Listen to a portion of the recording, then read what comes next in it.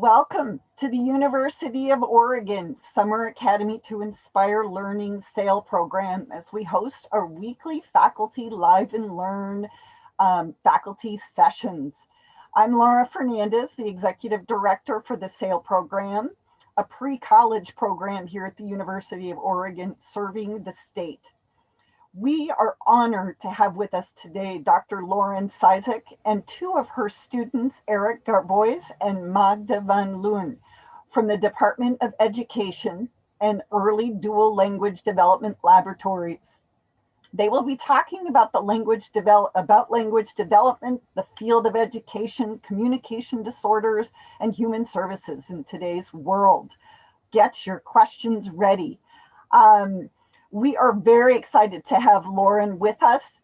Dr. Cycyk is assistant professor in the Communication Disorders and Sciences area of Department of Education, and she's the co-director of the Early Dual Language Development Laboratory. Eric is a fourth-year undergraduate Communication Disorders and Sciences student and a minor in special education. Magda is a second-year graduate student in the Communication Disorders and Sciences Master's Program. So we welcome all of you today. We're really looking forward to all of the information you get to share with us. Participants, know that at any time during this presentation, if you have questions for our presenters, please put them in the chat and we'll be answering throughout the session.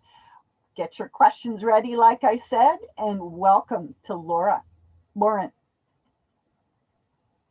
Thank you so much, Laura, and hello to folks all across the state of Oregon. We're so glad to have you here today.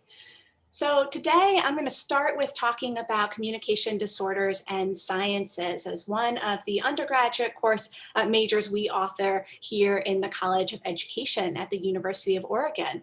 And communication disorders and sciences might be an unfamiliar term for some of you, but what might be more familiar is that this covers the work of students aspiring to be speech-language pathologists and students who are aspiring to be audiologists. Some of you may have heard of a speech-language pathologist or an audiologist, or perhaps worked with one yourself in the past, or have a family member who has worked with one. But some of you out there might not know exactly what these professions are. So I'm going to start off with just a basic definition of communication disorders and sciences professionals. So the goal of CDS professionals, communication disorders and sciences professionals, is ultimately the same, which is to help humans effectively communicate with others in their functional environments. That might be in their home, that might be in their school, it might be out in the community. And there are two sub-professions in the communication disorders and sciences, as I mentioned, audiologists and speech-language pathologists. Audiologists focus on hearing, balance, and other auditory disorders, so really focused on the ear and the systems of hearing. Audiology was rated number 26 in the best healthcare jobs coming up in the future. And that was just rated this year, even in the midst of our pandemic. So a great career to pursue with an expected rise in available positions by 30% by year 2024. So it's a popular profession. It's certainly a growing profession. Speech-language pathologists focus on speech, language, social, cognitive, and physical disorders, and I'll talk a little bit more about each of those in a moment. Also highly rated in the top 10 for best healthcare jobs by US News and World Reports, and expecting, again, over a 20% increase in available positions by 2024. We expect increase in positions as the baby boomers age and as there becomes more need for our services in schools as well. So what do we cover? We, audiologists and speech-language pathologists, work with individuals who might have communication disorders. And these are considered the any impairment in the ability to send, receive, process, comprehend concepts, and or verbal and nonverbal information. These kinds of disorders might occur in your hearing, in your speech, your voice, and your language. When I talk about hearing, of course, it's the ability to perceive sounds in the environment. Speech, your ability to produce the sounds of your languages in a way that is intelligible to others. So being able to pronounce the B or the D sound. Voice is thinking about the quality, the pitch, the loudness of your voice if you use your voice to communicate. So think about when you have a cold and you start to sound a little nasally like this. That is a change in your voice. We also cover language, which includes the ability to comprehend, understand what others say. So if someone, your classroom teacher asks you to turn to page 252 and go to the third paragraph and start reading in the middle, you can understand those directions and execute those directions. And we also think about expressive language, or what you're able to produce. So if you were to tell a story to your friend about what you did over the weekend, you are using your expressive language. If you were to write a book report about a book you read over the summer, that would be using your expressive language. And we also are interested in attention and memory. So of course, in order to recall the information you'd like to talk about and to understand what others are saying, as well as to stay on track during a conversation or when communicating, you do need these underlying, what we call executive function skills. So attention and memory. We also cover feeding and swallowing. So speech-language pathologists will work with individuals who might have a challenge moving food from the front of their mouth all the way to their stomach. Okay. Perhaps choking on that food or not able to fully chew. We also, audiologists will focus on balance disorders like vertigo, because your balance system is interestingly located in your inner ear. So we like to say that we, as communication disorders and sciences professionals, we cover the diaphragm to the brain anatomically. The diaphragm, because your diaphragm is what fills your lungs with air, and air is needed to produce speech. Of course, the systems of your esophagus and your throat, where food is moving and as you swallow. Okay. And of course, where your vocal folds are located. You can actually, while you're speaking, put your finger right here in the middle of your neck and feel the vibration of your vocal folds that produce that speech, as well as up to the mouth and the cheek and the tongue, all these important muscles that allow you to produce the sounds of speech. And of course, for those who might use sign language, the hands. And of course, the brain, right? Where all of the motor centers and the centers for producing and understanding speech and really interpreting auditory information are located. So we cover a wide range of anatomy and a wide range of disorders. So who do we serve? So we serve individuals across the lifespan from all racial, ethnic, linguistic, socioeconomic backgrounds. Ranges from this picture here on the left is a newborn who is getting their infant hearing screening, which is mandated across the United States, and something that an audiologist may do in a hospital when a child is first born. We also serve children who are born with specific disabilities like Down syndrome, for example, or Fragile X syndrome, all the way through the school age years as children are learning to interact with their peers, are learning to read, are learning to write. We support those students in their academic success and their social success, if indeed they do have a communication disorder, all the way to the end of folks folks who are at the end of their lives who might be experiencing some challenges with communication related to strokes or dementia, for example. So we serve a wide array of people and a wide array of ages. So communication disorders can be the primary disability experienced by an individual or secondary to another disability, some of which are listed here. Some individuals are born with communication impairments, right? So you can think about a child who is born with a cleft lip or palate or another facial structural anomaly that will impact their ability to move the muscles that produce speech. We might start working with them right away. Indeed, we might even be part of the team advising the surgeons if families decide to pursue some corrective surgery for the face.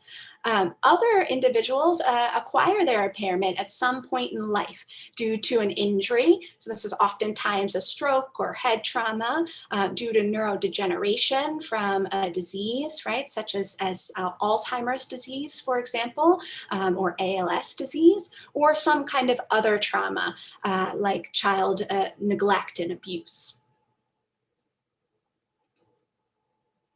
Where do speech-language pathologists and audiologists work?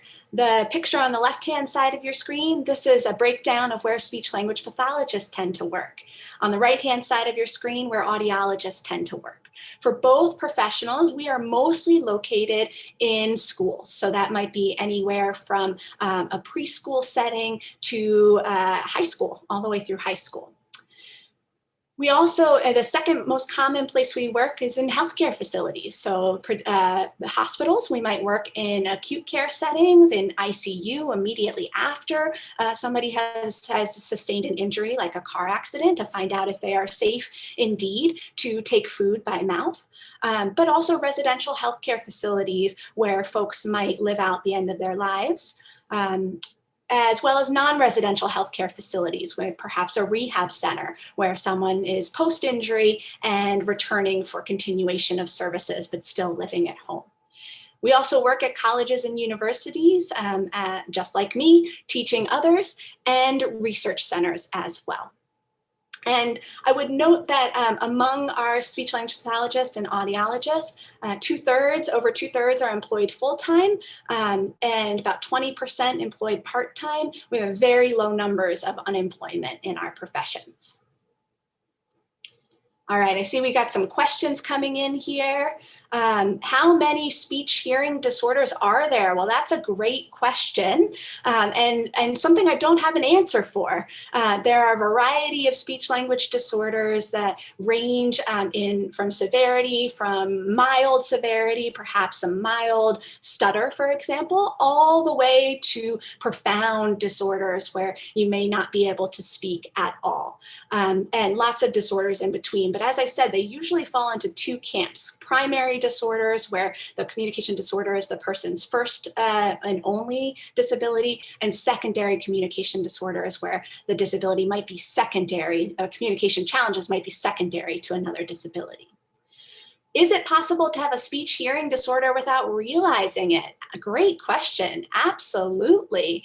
So I'll give you just an example. I don't think my colleague would mind sharing, but we do have a colleague in the communication disorders and sciences who did not learn that he had a profound hearing loss until he was in his 20s. So he just thought that sounds were just a little bit quieter than what others heard, until he was finally tested in his 20s to learn that he did indeed need some hearing aids to reach the level of sound and hearing that was necessary for his profession. Are these disorders more physical or cognitive? They can be both. So they can be structurally related, perhaps due to a weakness in the muscle structure or lack of coordination in the muscles that are needed to speak, produce speech, and to swallow. They can also be cognitively related in the case of intellectual disability, where perhaps the child is challenged to learn new words, for example, right, and use those words. Are there ways to improve balance on a physical level if you have vertigo? Oh, that's an excellent question. And I have to admit that I am a speech language pathologist, not an audiologist. So that is not a question I feel prepared to answer. But I do know that there's lots of incredible research happening now on balance disorders, as they have increased in prevalence over the years. So perhaps a quick search of the scientific journals and on Google, which give you some more information on that. And the next question, can you minor in communication disorders and sciences or just major in it? Well, that's a great question too, and I'll get to that in a moment when I talk about our undergraduate education trajectory. Please remind me if I don't get to it. Thanks for all the questions. So wrapping up this slide, we are highly employed, we are highly sought after. I get calls on an almost daily basis from recruiters trying to take me away from University of Oregon and get me out back into the schools and the hospitals. We're also a highly satisfied group of professionals. When speech language pathologists and audiologists are surveyed about the quality of their professional life, oftentimes it's rated as high or very high, with a large percentage of folks being really pleased with their careers. But as you can see, there's lots of different places you can work in both of these professions. And to give you a few more examples of places where speech language pathologists might work. So we might work with singers with voice challenges. So you might think the singer Adele, she had vocal nodules, which are non-cancerous growths on the vocal cords that occur as a result of strain or overuse. So think about how your voice is sore after you've gone to your favorite sporting event. Maybe you've been cheering for the Ducks or the Beavers, and you're just screaming so loud that you, at this point, can't talk anymore. Okay? That is a strain on your vocal folds, and singers like Adele who grow nodules over time for overuse, we can help them to take care of those vocal nodules. And the picture on the left there on the top is someone getting a look at their vocal nodule, their vocal cords. We might also work with individuals who stutter, like this guy on the right, hip hop artist Kendrick Lamar, or actor Emily Blunt, or President-elect Joe Biden. So we do also support individuals who are not fluent in their speech.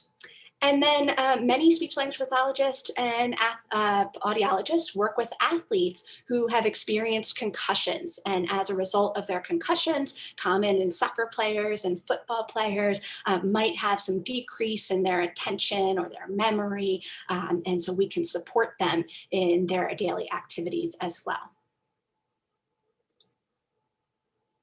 You might be asking, well, this all sounds great, but how does this profession translate to the current state of affairs where we are not able to be in person? Obviously, this is a people helping profession. So how do we help people from afar? Well, it turns out that speech language pathologists and audiologists are well suited to delivering our intervention sessions and our assessment sessions via telepractice. Indeed, about 90% of clients we serve can be seen remotely if we can help them with the tech to support this remote. So we were able to, at the University of Oregon, convert very quickly to a telepractice model to make sure our students still got the rich experience with clients. And our colleagues out in the field in schools and medical facilities were able to convert to telepractice as well. So here's a picture of some of our students in CDS serving a few clients. We're also frontline workers in the COVID-19 pandemic. So because COVID-19 is associated with breathing challenges, and because breathing is necessary to produce speech and to support the swallowing system, we have been in acute care with patients, checking on those who are seriously ill, who might be on ventilators due to acute respiratory distress syndrome. We can provide rehabilitation services for damage caused by this mechanical ventilation, which might include injuries to the vocal cords from breathing tubes or deconditioning of the muscles needed to swallow. So we're also a pretty important profession for serving folks right now. So you might be wondering, is this career right for me? So if you like to help others, absolutely this could be a good career for you. We are clinicians, researchers, and scientists who listen to and respond to our clients and our families' needs, hopes, and goals. We work with real people in real settings to support them to communicate with others, which is the most fundamentally human and connecting thing that we do. You want to work with diverse communities. Our clients and families have complicated and diverse lives, and we consider all of these variables as we determine the best course of action. So there's no evidence that certain speech language or hearing disorders, or very little evidence that they occur differentially by your background. So we are serving folks across many, many communities, including those who speak multiple languages. You want choices and flexibility, where you work, what you work on, who you work with. As you saw in a few slides ago, we are a very versatile profession, lots of different settings to work in, and lots of individuals start their career one place and end their career in another. I'm a perfect example of that. I started my career as a speech-language pathologist in a subacute facility. So I worked with mostly adults who had experienced stroke. They had moved out of the ICU and were still staying in the hospital for some additional care before they went home. So I worked a lot with cognitive brain function and language production, but now I work in early intervention. So I work with children from birth all the way through age 5, complete switch of the spectrum. And this is something that speech-language pathologists and audiologists do often. You appreciate science. So we consider the evidence from published and empirical research, and we use this information to inform our approaches to assessment and to treatment. And then we use this information as well to educate families on the current state of evidence and dispel the myths, the many myths that might be out there about communication disorders. Like, for example, it is not true that vaccines cause autism spectrum disorder, but this is widely reported on the internet. So it is part of our job to take the science, understand the science, to run research and studies that tell us about if these things are true or not, and then communicate that to the public. You enjoy problem solving. So absolutely, when someone comes to us with a communication concern, or a teacher notices a communication concern with their student, or a family member with their family member, we work to determine what is the nature of the communication disorder and how is it impacting the child or the adult, and what would be ways to support that individual using the strengths that they have. We all come with strengths, even when we have challenges to our communication, and how do we leverage those strengths to support that child or that adult to have the highest quality of life that they can have. And finally, you want a competitive salary and job stability. Talked a little bit about that before. So on average, certainly there's lots of reasons to be a speech-language pathologist or an audiologist. I would not rank this among the top, but I would say the median salary is about $70,000 per year. Okay, so if this sounds like a career path that's right for you, you may consider coming to the UO to pursue undergraduate education in CDS.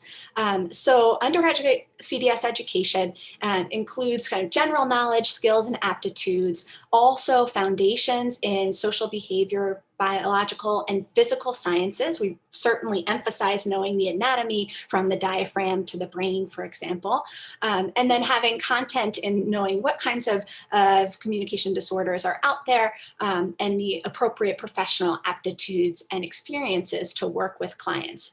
And with this undergraduate education, many students go on to pursue employment in related fields. So some students go on to work as paraprofessionals in classroom settings for classrooms of children with disabilities, or might work as an assistant to a speech-language pathologist or an audiologist, for example, or a healthcare assistant. Many students choose to pursue a graduate education after that. So an undergraduate degree prepares you for graduate study, which is required if you want to become a speech-language pathologist or audiologist ultimately. So undergraduate study is 4 years at the U of O, and graduate study tends to be about 2 years for a master's degree in speech-language pathology, a little bit longer if you are pursuing a doctoral degree in audiology. Okay. So another question here, lots of additional questions. So one about internship opportunities, well, I'll mention that in a moment, and classes as well. Do you need to go to graduate school to become a speech-language pathologist or audiologist? Yes, you do need to go to graduate school to become a speech-language pathologist or audiologist. But as I mentioned, with an undergraduate degree in communication disorders and sciences, that does open a lot of doors for related professions as well. Great question. So what makes our program at UO special? We are super pleased to offer our 4+1 program for highly qualified freshmen entering the University of Oregon. So the 4+1 program allows a student to complete their bachelor's degree and master's degree at the University of Oregon in 5 years, as opposed to the traditional 6.5-year timeline. This, of course, will give you the professional degree to become a speech-language pathologist. So you basically start your graduate program early, and that allows you to save on graduate tuition and also undergraduate tuition as well, and allow you to enter your career a little bit earlier. So that's one thing that makes our program special. We also have a cohort model. So by the time our undergraduates reach their junior year, the cohort has formed. Most of our CDS students, majors, are headed towards career in speech-language pathology. A few are headed towards a career in audiology. And our students in this cohort progress through a program plan together for the final 2 years of their bachelor's level education. And that really forms a nice cohesive learning community. And transfer students as well join this community in our junior year as well. We also have applied experiences. Students learn from specialists across the field of speech-language pathology and audiology, many of them who are working concurrently in research or clinical settings. But beyond the classroom, students engage in a wide range of applied experiences. So you might gain clinical experience as a practicum assistant in our HeadCo clinic at the University of Oregon, which serves a wide range of individuals in 7 different specialty clinics that range from fluency clinic to early intervention clinic to brain injury and recovery clinic. And you can volunteer as an undergraduate and actually get credit for supporting the work of these clinics, or volunteer in local schools or many agencies in Lane County that support individuals with disabilities. So there was a question there about internship opportunities for communication disorders, and that indeed is something that we offer at the UO, along with opportunities to engage in research at the undergraduate level. So at the beginning to give you an example, the 2018-2019 school year, we had 8 undergraduates who were volunteering in our research lab, with recruitment underway to involve additional undergraduates in research as well. And indeed, some of our students partner with faculty in linguistics, psychology, and other departments for research opportunities. And these are two of our labs at the Communication Disorders and Sciences program, the OC lab, which is run by Dr. Samantha Schoon and focuses on swallowing and eating in the elderly and supporting their social engagement during meal times, and the early dual language development lab, which I run with my colleague, Dr. Stephanie Vianda, that studies the early language development of young children who are learning more than one language at the same time, with an emphasis on children learning English and Spanish. So lots of different experiences here. One question that came from the audience was, what kind of classes would you be taking if interested in these fields? Well, here are a few highlights for you. So CDS 201 is Communication Disorders in Society and Media. This is a very popular class at the UO, a survey of communication disorders and differences, which compares individual and sociocultural perspectives through popular media and real case examples. So you get to watch movies and read books where individuals with communication disorders are portrayed and talk about what that means socially. Also, we have a very vibrant American Sign Language program at the University of Oregon. And so many of our students take American Sign Language 301, American Deaf Culture, which takes a look at the particular culture of individuals who are from the deaf community. And we have CDS 430, which is a broad exposure to the professions of speech-language pathologists and audiologists. I typically teach that class, and we have guest lecturers that come in and talk to us about what a day in their life looks like as a speech-language pathologist or audiologist. I've had an audiologist who works in the Veterans Administration Hospital with military vets who may have lost their hearing due to loud noise exposure in their military service come to talk to us before, as well as a school speech-based speech-language pathologist to talk about what that experience is like as well. And we also support in these classes observation hours. So our undergraduates are required to observe speech-language assessment and treatment sessions for a total of about 25 hours over the course of their education. Okay, Before I turn it over to the students, there was one question here that I'll answer, which is what made me pick the career. And what made me pick the career is that I was really interested in working with diverse communities. I really liked to travel, and I was studying other languages for a long period of time.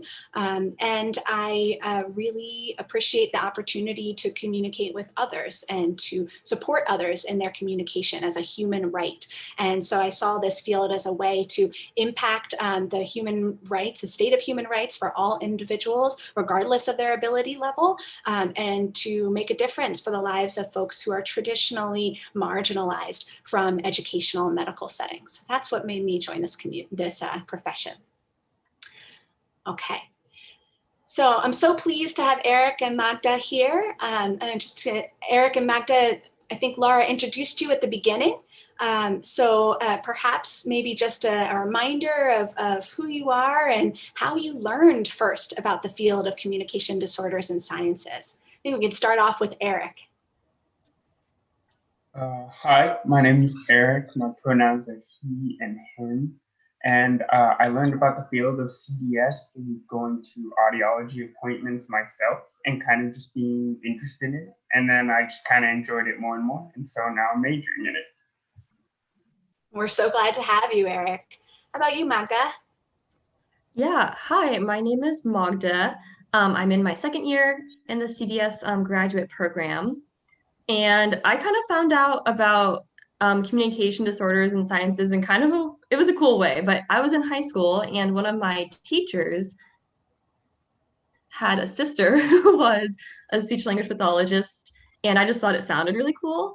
So I think I did a little bit of research about it while I was in high school, and I think part of me had always been interested in it. Like I had always been interested in kind of the school setting, but I knew I didn't want to be a teacher. And then I was kind of interested in like the medical setting, but I knew I didn't want to be like a doctor or a nurse. So when I started doing a little bit of research about the field, I kind of found it was like such a cool mix. So yeah, and then I just was really lucky to like apply to the University of Oregon and find out more about their program. So I just kept on learning and loving what I was learning. Great. And Eric, I might field a question to you. One of the questions that we got in the chat box here is, can you minor in communication disorders or only major in communication disorders? Do you know the answer to that question? Yes, I believe you can minor in CDS. You won't get as many classes, but you will get classes that really understand and go into communications and just how important it is to understand them. Thank you. Thank you so much. There are a lot of related minors that are offered by the University of Oregon that can support a career in communication disorders and sciences as well. Like Eric is minoring in special education. We have students who might also minor in linguistics or perhaps in another language. So we have many folks who come in with a minor in Spanish, for example. Great. So Magda, what do you love about this area of study? Yeah, I think Dr. Cycyk kind of outlined a lot about what I love about this field of study. I think we kind of both agree that we love how broad it is. Like as a graduate student, I've gotten to work with people like people who stutter and people with brain injuries. And I mean, this afternoon I get to work with like a transgender voice group. So we're helping people like use their voice in a way that matches their gender identity, which is just so neat. People with other voice disorders and like swallowing disorders, and it's just so broad. And something else I really agreed with what Dr. Cycyk said was kind of just helping people. So if you do have a communication disorder, it's inherently harder for you to be your own advocate. And I love enabling people to kind of work as their own advocate and just like lifting them up. That's really meaningful to me. And yeah, I think everything I've done so far kind of in both my undergrad and graduate program have just felt so meaningful. So. And Magda went all the way through UO's undergraduate to graduate program. Many of our students do. And then how about you, Eric? What do you love about this area of study? Sorry to be repetitive, but I love the diversity. I love being able to give voices to people and just understanding how to communicate with one another. I think another part about this study that I just really enjoy is the people I will work alongside of or classmates who are all really supportive and good individuals who just want people and things to be as like positive as they can be, and just a really good influence on everything. Thanks. I agree. I think we have quite a supportive group of students and faculty at the UL across majors, not just in ours. How about, what do you hope to do in the future in this career? Start with Eric. Well, I hope to get into graduate school and study to become a speech language pathologist. And so that's first on my list. And then hopefully maybe work in a high school setting would be preferable. Well, you're braver than I. I never went into the high school age. It's too much for me. Just kidding to all of you high schoolers out there listening. You're all wonderful. Magda? Yeah. So I guess I'm a little bit closer to, I don't know, working in the near future. I'm graduating in June, which is just really exciting, and also terrifying. So I guess short term, I am kind of wrapping up taking classes at the U of O, and then our last 2 terms are spent off campus, kind of doing like some practical work, and they're called externships. So my first externship is at a dual immersion elementary school, and I'm just super excited to get to learn a little bit more about the educational setting, even though right now I definitely want to work with adults. And then in the spring, I am going to go down to the VA in Roseburg and I will get to work with adults in different parts of the hospital. And then I'm hoping after graduation, I would love to continue to work with adults. Right now, I'm thinking I would love to work in more of an acute care setting. And so helping people who are really sick and kind of assessing their swallowing and their language and their cognition, so their thinking. That sounds so cool to me right now. But I don't know, something that's really neat about this area is that it is so broad. So something else I really loved in graduate school was going to people's homes and doing home health visits. So we specifically saw people with ALS and kind of helped them get set up with like speech generating devices, or like banking their voices, because people with ALS do lose their voice. So things like that. And that was also super neat. So if I could find a way to work both in a hospital, but then also visiting people in their homes, that would be my dream career. I don't know if that exists, but you never know. I mean, we've been saying the field is so broad. So no, that's what I'm thinking right now. Thanks so much. Thinking back to when you were in high school, is there anything that you would have wanted to know about this career or pursuing a degree at UO that you think would be helpful to share with our audience? This is something small, but an amazing thing for me about being a speech language pathologist is the only math I needed was statistics. That was huge for me. I did not like math besides that. So, I mean, if that incentivizes you at all, it really did. That meant a lot for me, but that's just kind of a silly thing, I guess. And besides that, I don't know what you're thinking, Eric. I guess this isn't specific to communication disorders and sciences, but I cannot emphasize enough like how wonderful it is to take any college credits while you can while you're in high school, whether it's early college or AP or IB. I luckily did get to go through the 4+1 program. So I did my undergrad in 3 years. And it was so helpful to have just a few credits under my belt. So that's my advice. Yeah, the extra credits coming into college is extremely useful and helpful for just getting a faster start. I think what I really like about this is, and this isn't a brag, but we have a lot of really good faculty members who are doing a lot of like working with schools and teaching us. And so we're really getting firsthand knowledge from active individuals in the profession that can really help us become even better professionals than they are as time goes on, and we can just have it grow and become more and more successful as a major. Thank you so much. Well, I know it is finals week for our students, or about to be next week, so I will let you go. Thank you so much for being here. And I'll wrap us up by answering a few additional questions and telling you about a few other offerings at the College of Ed. Bye, Eric. Bye, Magda. Thank you guys so much. Cycyk. All right, so I have included here my email address. It is lcycyk@uoregon.edu. But you can also follow us on Instagram to learn about what we are doing in our program. And we try and keep that as updated as possible. So a few more offerings in the College of Ed, in addition to a major in communication disorders and sciences, that are relevant to education and human services in a contemporary world.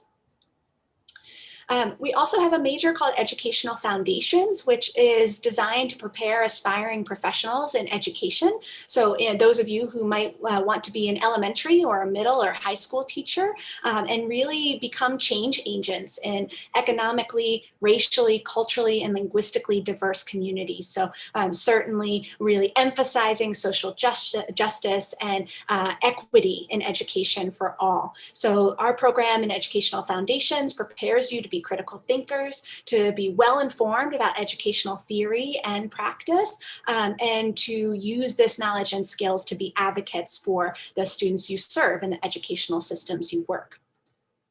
There's two paths that you can take in the Educational Foundations program. One, to be an elementary school teacher, as I mentioned, and then also this path to be a middle high school teacher. And they both lead you to give you the initial training you need to engage in the licensure program. So in order to be a teacher in the state of Oregon, you do need to be licensed by the state of Oregon, and these majors prepare you to enter that licensing program, which is about a year long. There are also minors that are totally relevant to these degrees, like special education. A few class highlights here. So you will be taught by faculty that are nationally and internationally recognized for teaching, research, and scholarship. You might take Ed Studies 111, which is about education and social change. How do we make our educational systems more equitable for the many, many different children who pass through our educational systems? You might take Ed Studies 211, which is really giving you the underlying foundation of the theories of child development so that you can apply that to the way that you teach them.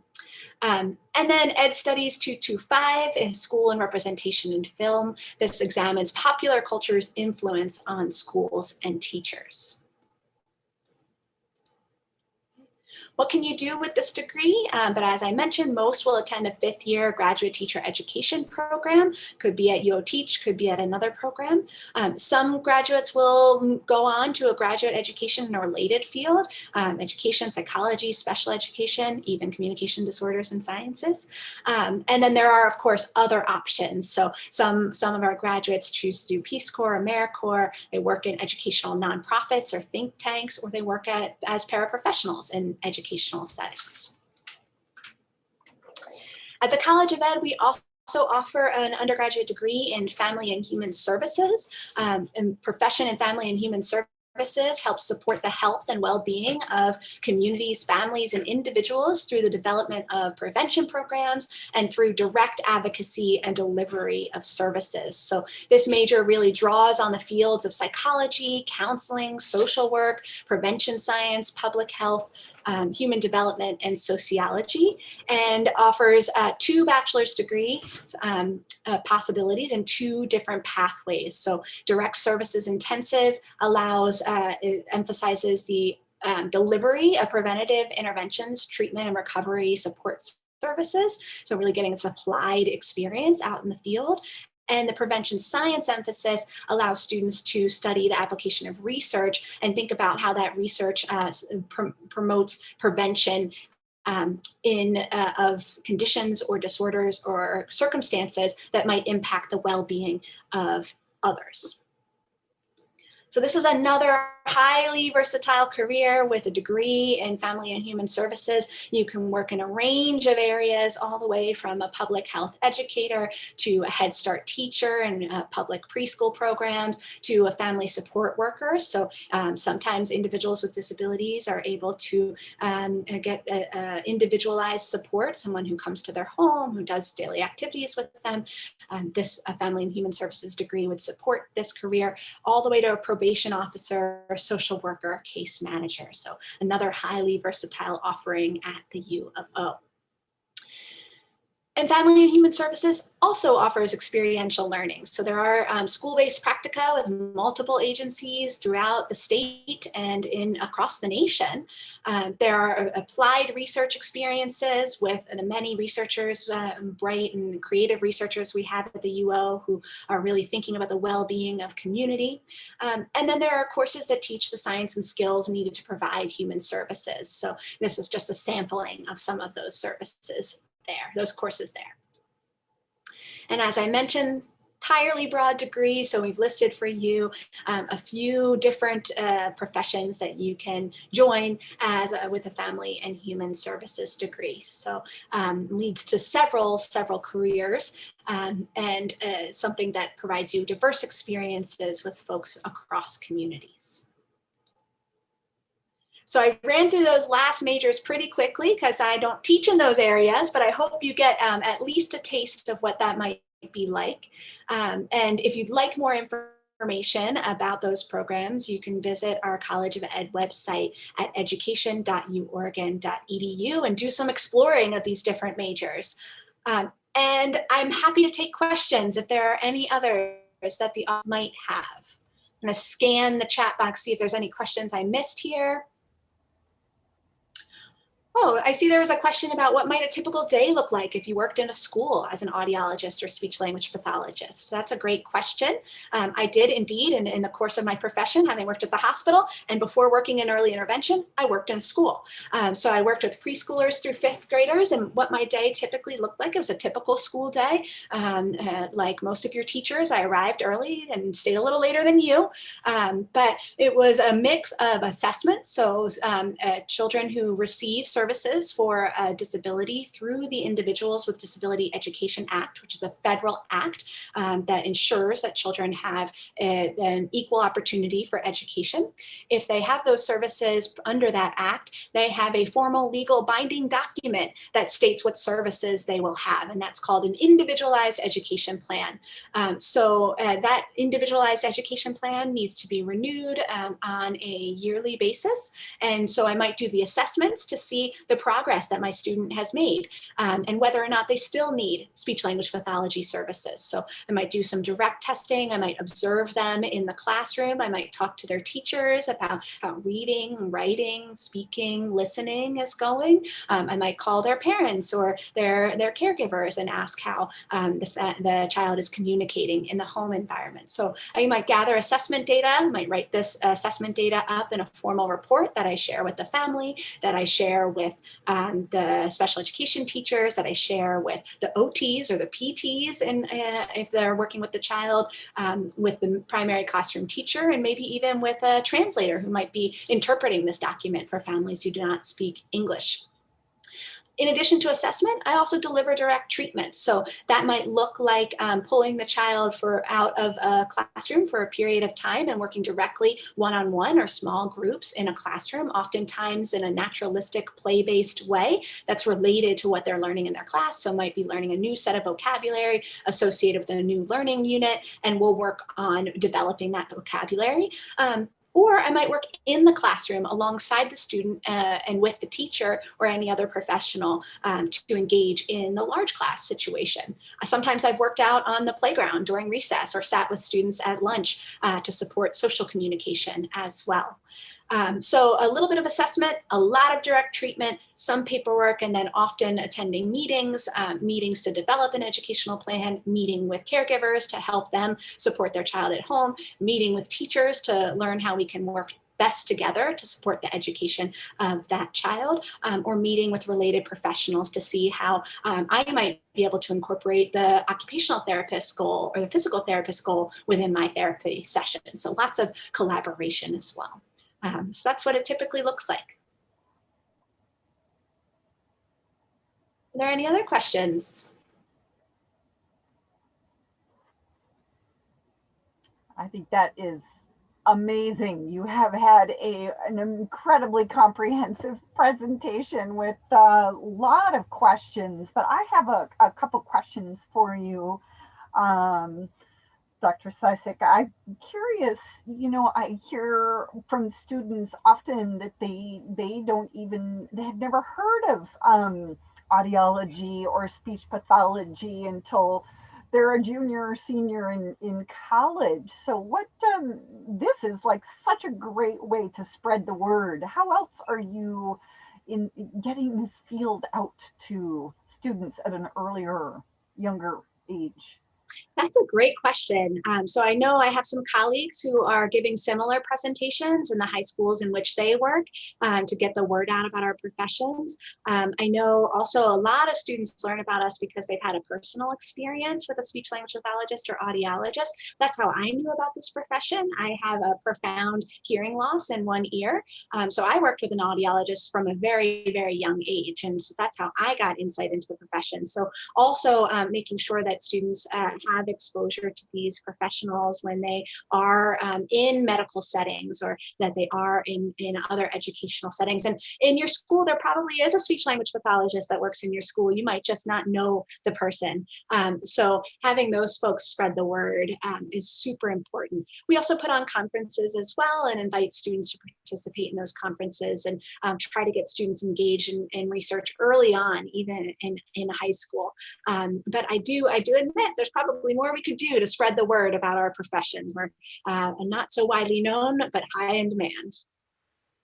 Yeah, you were mentioning you have cohorts of students. How did you say how big those are? I'm curious. I believe our current undergraduate program is about 80 students in our major.